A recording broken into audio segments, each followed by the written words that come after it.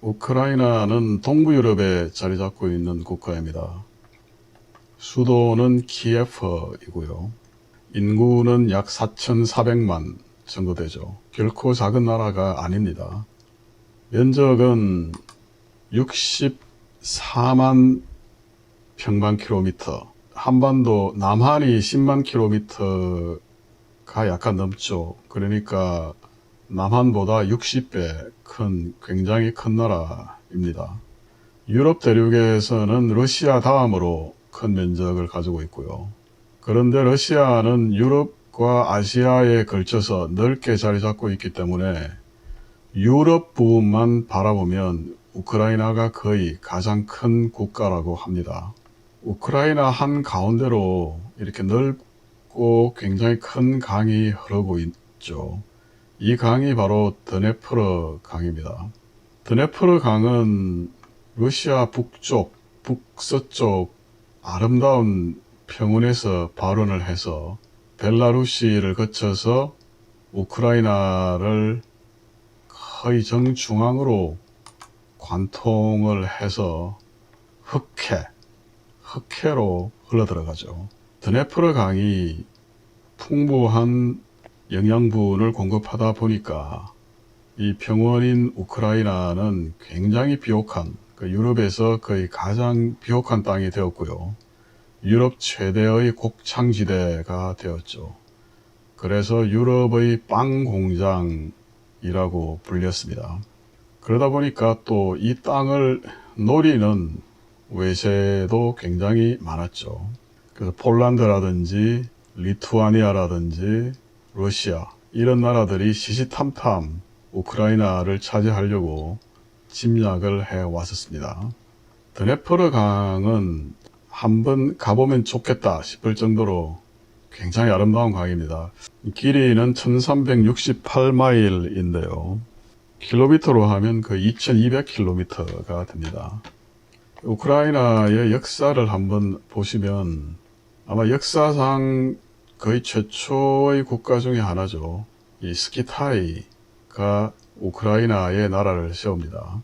아시다시피 스키타이족은 최초로 철기 문명을 사용한 굉장히 전투력이 강한 그런 민족으로 알려져 있습니다.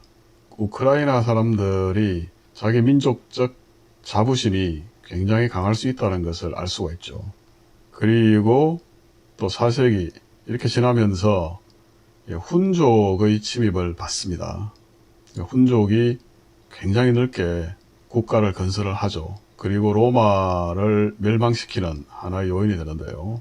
우크라이나도 그 일부가 되죠. 375년도에 훈족에게 점령을 당합니다. 그런데 우크라이나 발전에 결정적 전기를 가져왔던 것은 사실은 바이킹족들입니다.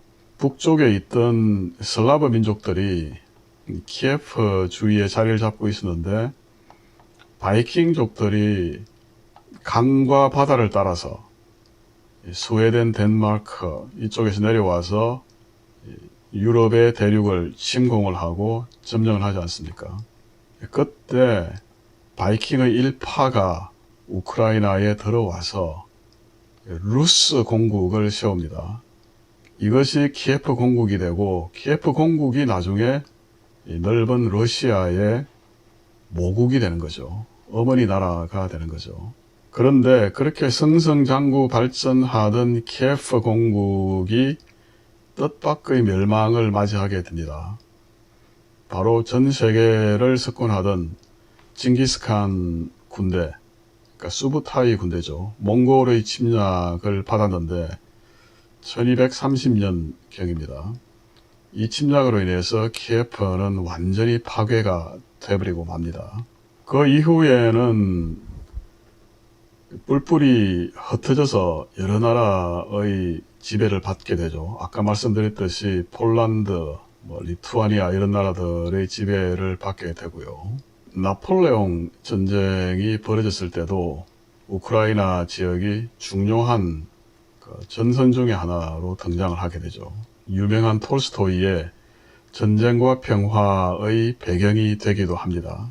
20세기에 들어와서는 우크라이나는 이제 그때 강대한 국가, 유럽 대륙에서 초강대국 중의 하나로 군림하던 나라가 오스트리아 헝가리 제국이었죠. 여기에 일부가 속하게 되고 또 일부는 러시아에 속하게 됩니다. 그러니까 우크라이나가 둘로 나누어졌었죠. 사라예보에서 오스트리아 헝가리 제국의 황태자가 총격을 당해서 암살되는 사건이 일어나고 그 사건으로 인해서 세계대전이 벌어지죠. 그러니까 제1차 세계대전 당시에는 우크라이나가 러시아와 오스트리아 헝가리 제국으로 나눠져 있었기 때문에 실제 우크라이나 동족끼리 총뿌리를 겨루는 비극이 일어났습니다. 그리고 2차 대전을 맞이하는데요. 2차 대전 당시에는 독일군, 나치군들이 거침없이 1941년부터 소련의 경내로 쳐들어오죠. 우크라이나로 밀고 들어왔던 것이죠. 그래서 거침없이 우크라이나 영역을 점령을 합니다. 그러면서 우크라이나 경내에서 또 굉장히 치열한 전투가 벌어지죠. 우크라이나가 사실은 독일과 소련이 대치하는 주요 전선 중에 하나가 되는 것입니다. 그런데 점령 중에 우크라이나에는 굉장히 많은 유태인들이 살고 있었습니다. 사실 동부 유럽에 유태인들이 많이 있었죠.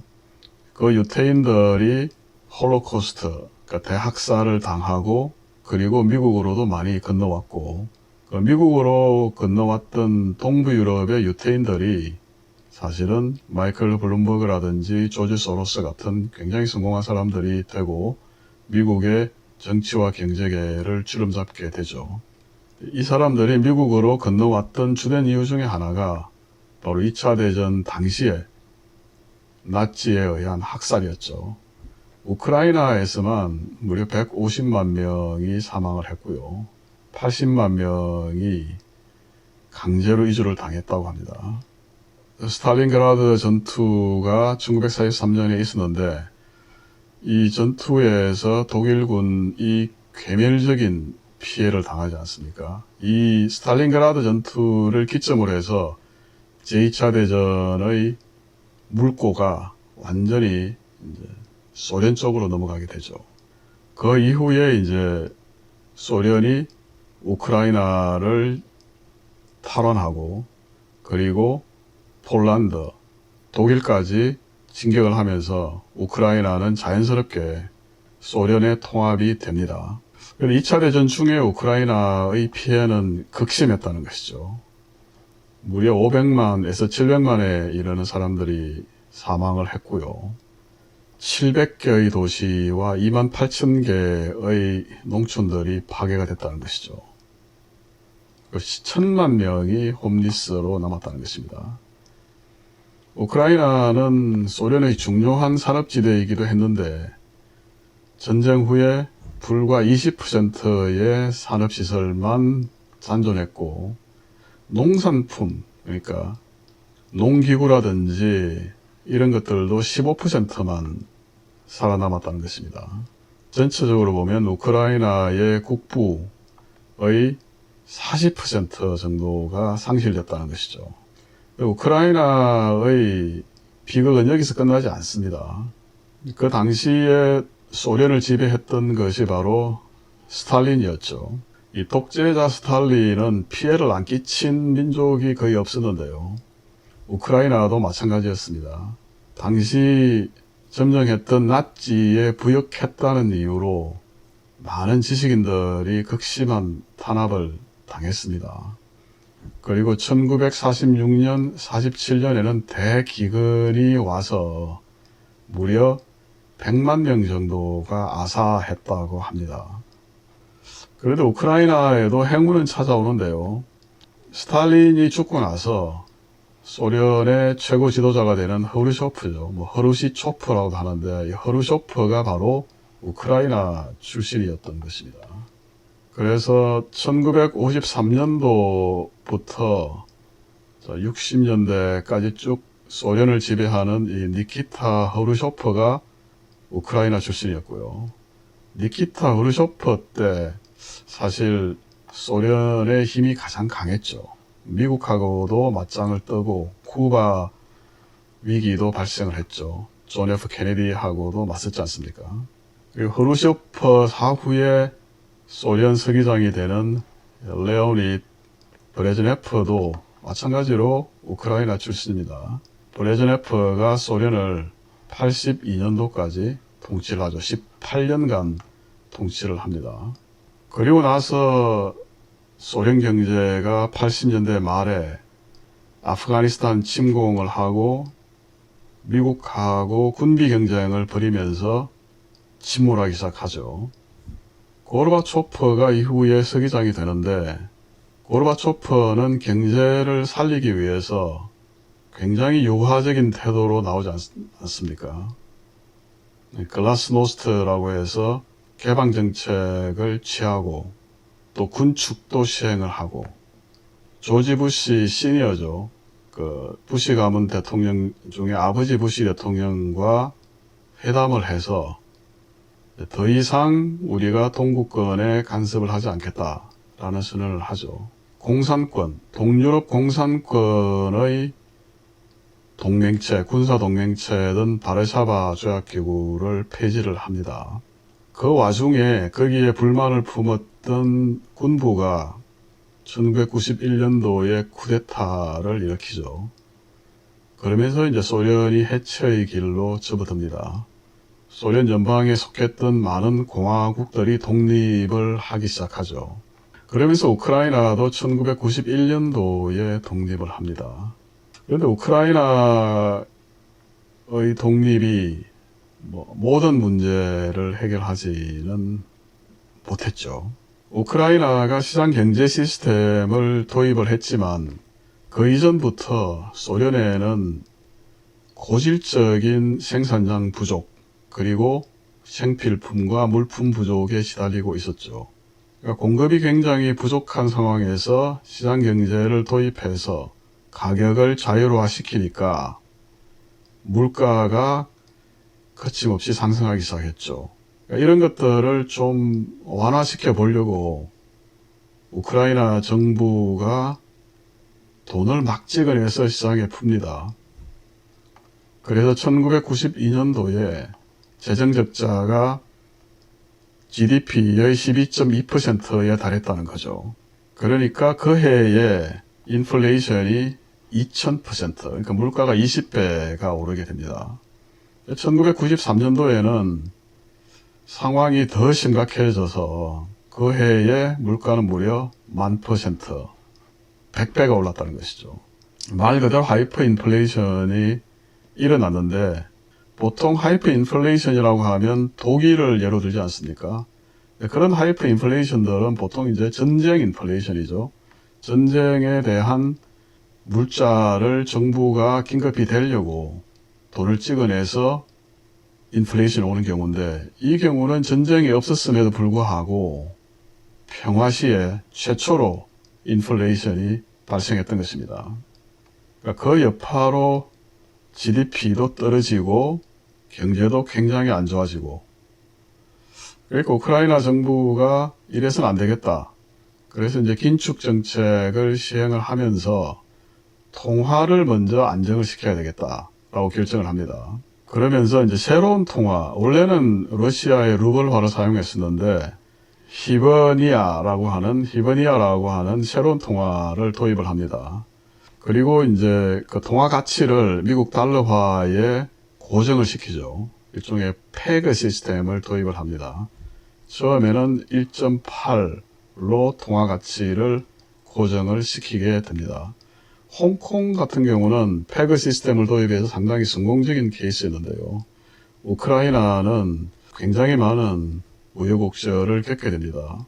그 이후에는 이제 인플레이션이 좀 안정이 되죠. 10%, 20% 이렇게 안정이 되고 2000년대 초에는 한 자릿수로 낮아지기도 합니다. 그래서 경제 성장률을 보면 최악이었던 1990년대 초 마이너스 9.9%, 14%, 22% 여기서 조금씩 벗어나기 시작하죠.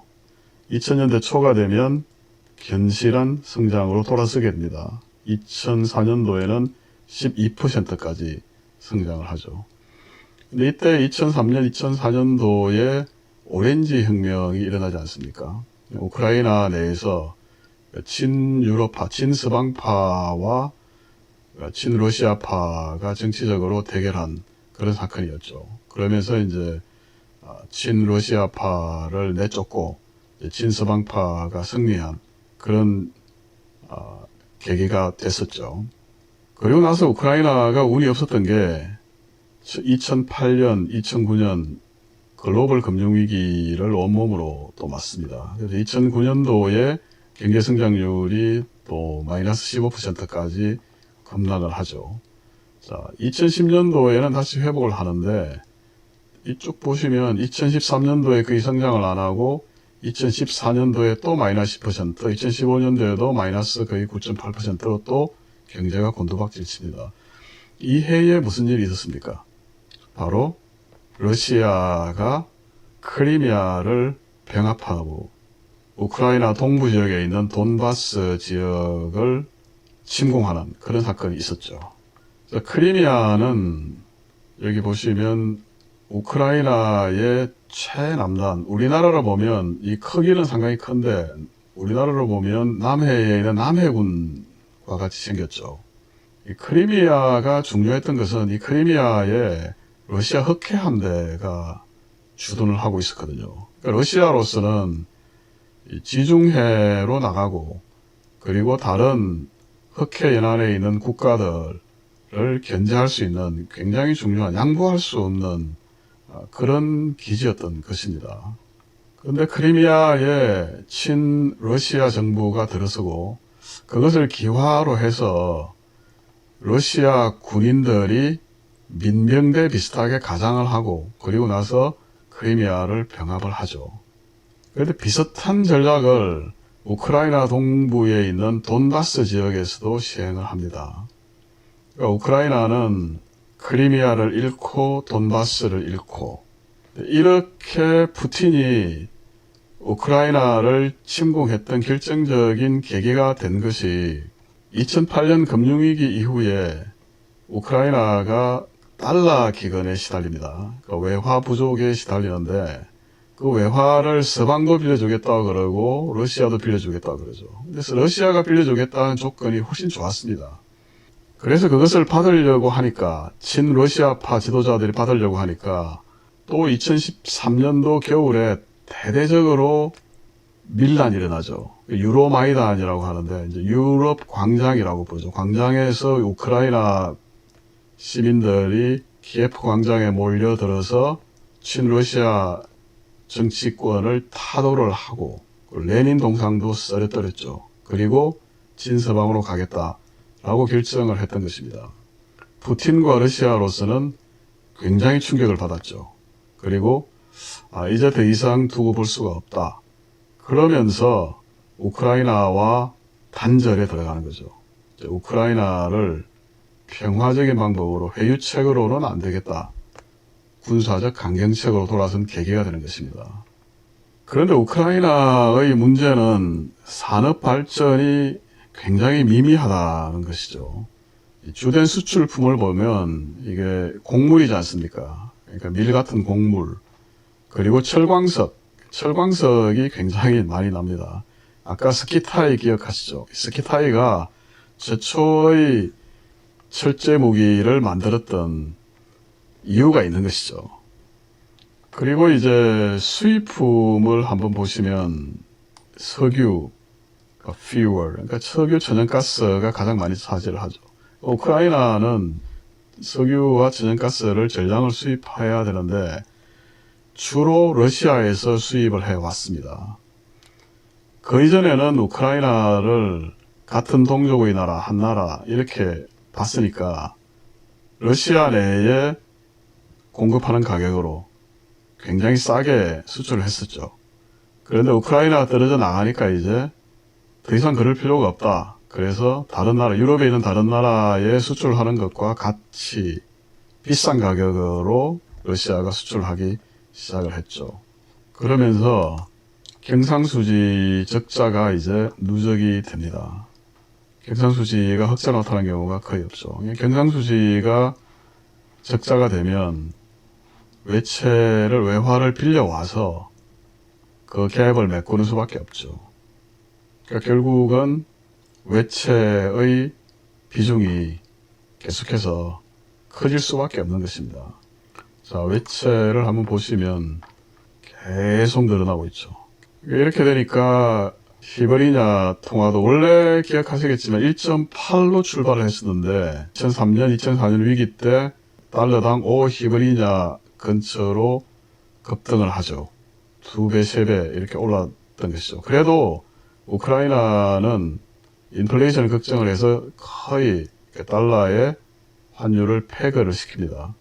2008년 위기 때 다시 또 급등을 합니다.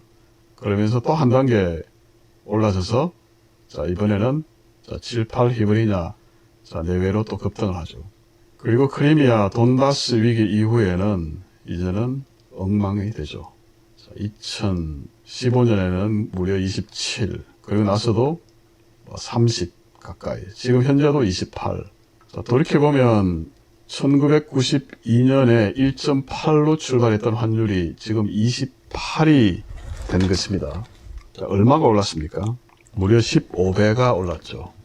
한국으로 본다면 1,000원 하던 환율이 15,000원이 돼버린 거죠. 달러당. 그러니까 경제에 대한 부담이 커질 수밖에 없고, 석유나 천연가스를 전량 수입에 의존하는 입장에서 물가에 대한 지속적인 압박으로 나타날 수밖에 없죠. 지금 공식적인 소비자 물가 통계인데요. 2013년 이후에 다시 급증을 하고 그리고 또 안정이 되죠. 근데 실제로는 이거보다 훨씬 더 높았을 것이라는 것입니다.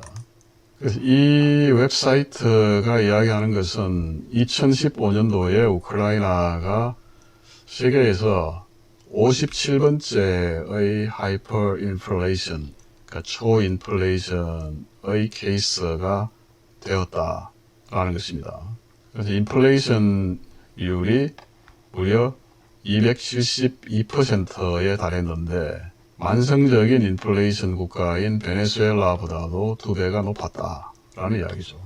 워싱턴 포스트도 보도를 하고 있죠. Unofficially, 그러니까 비공식적으로 보면 인플레이션율이 2015년도에 272%에 달했고, 우크라이나 통화인 히브리냐도 무려 70%나 폭락을 했다는 것이죠. 자, 이러한 경제적 어려움, 이 가중이 된 것이 우크라이나 정부가 정책을 잘못 취했다든지 아니면 국민들이 투기를 많이 했다든지 그런 것이 아니고 순전히 러시아의 외세의 개입으로 이렇게 됐다는 것, 굉장히 비극입니다. 마치 우리나라 구한말에 친러파, 친일파 맞서가지고 싸우고 전쟁하고 내전을 일으켰던 그런 상황하고 상당히 흡사하게 보입니다. 그러니까 우크라이나와 나토와의 관계인데요.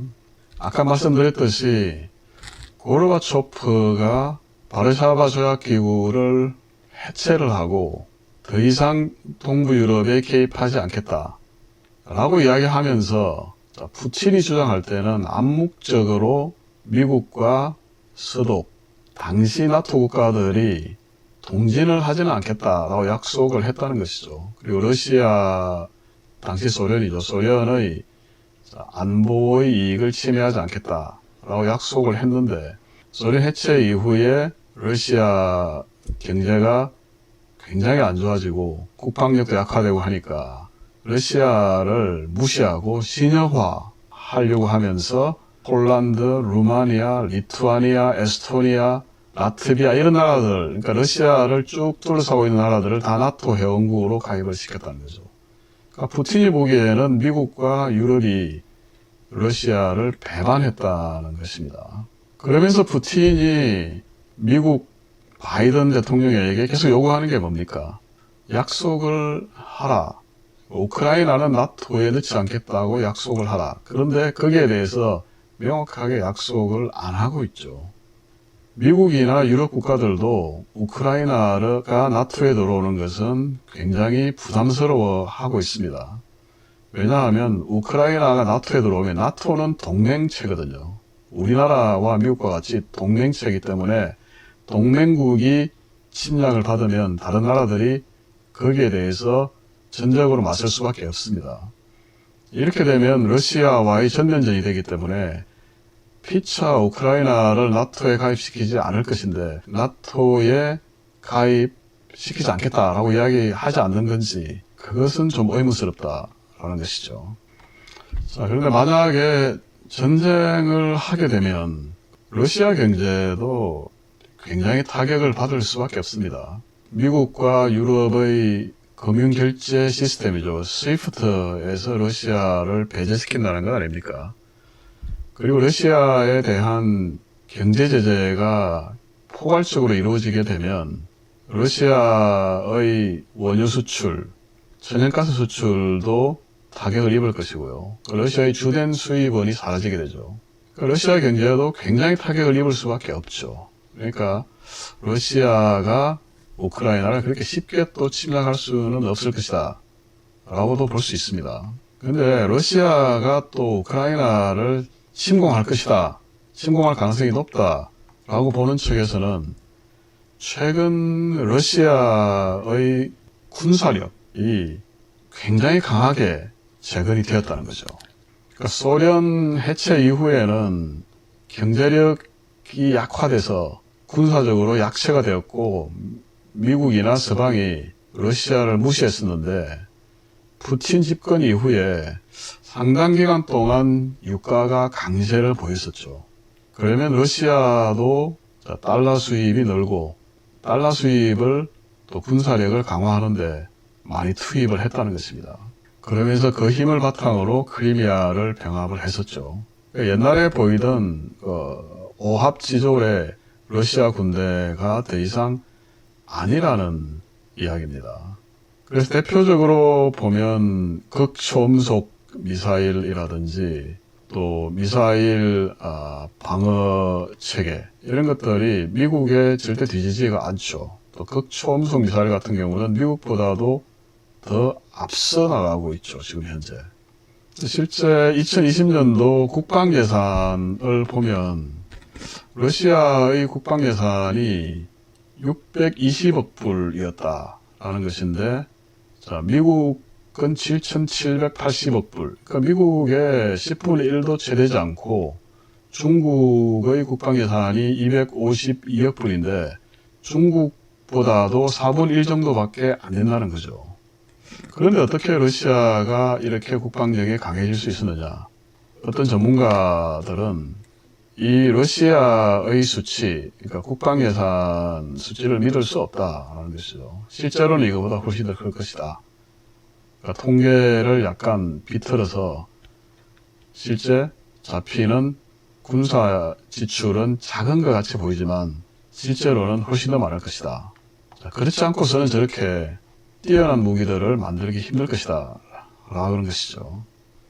러시아는 군을 현대화하고 그리고 효율화했습니다. 특히 육군 같은 경우는 그 숫자에 있어서도 미국이나 중국을 압도하죠. 군이 6만, 중국은 4만 9천. 이건 이제 탱크라든지 장갑차, 기갑차 이런 것들을 포함한 그 대수죠. 4만 9천 대. 그리고 미국도 5만 6천 대밖에 안 된다는 것입니다. 러시아의 탱크라든지 또 포라든지 그래서 만드는 기술들은 그 세계 최강이죠. 그러면 만약에 러시아가 우크라이나를 실제 침공을 하면 어떤 일이 벌어지겠느냐? 자, 우선 첫째로 예상할 수 있는 게 인플레이션이 굉장히 악화될 것이다 라는 것입니다. 자, 그 이유로 들고 있는 것이 군사비 지출이 늘 수밖에 없죠. 정부가 돈을 많이 투입할 수밖에 없죠. 그러니까 정부 지출이 늘면 당연히 물가에는 압박으로 작용을 하죠. 그리고 무엇보다 이제 에너지 가격이 오를 것이다. 그러니까 지금 그렇지 않아도 에너지 가격이 계속 급등하고 있는데 러시아가 우크라이나를 침공하는 사태가 벌어지면 1980년도에 이란에서 일어났던 혁명, 그것이 2차 오일 쇼크로 이어지고 2차 오일 쇼크로 인해서 미국에서도 인플레이션이 거의 20%에 육박하지 않았습니까? 그것과 흡사한 3차 오일 쇼크, 3차 에너지 위기가 올 가능성이 큰 것이죠. 그래서 우리가 우크라이나 사태를 예의주시하고 있는 것입니다. 그리고 당연히 이제 공급망에 대한 부작용이 나타나면서 공급 부족이 나타나고 그것도 물가를 위로 떠받칠 것이고요. 농산물, 음식료 가격도 오를 것이다. 자, 그래서 푸틴이 우크라이나를 침공할 이유도 많습니다. 그런데 또 푸틴이 우크라이나를 당장 침공하려고 하면 경제적인 부담이 너무 크기 때문에 침공하지 않을 이유도 많습니다. 그래서 이게 금융시장에는 굉장히 불확실성을 증가시키고 있죠. 인플레이션 압박으로 나타나고 연준은 또 금리를 올려야 될 또 이유가 또 늘어난 것이죠. 감사합니다.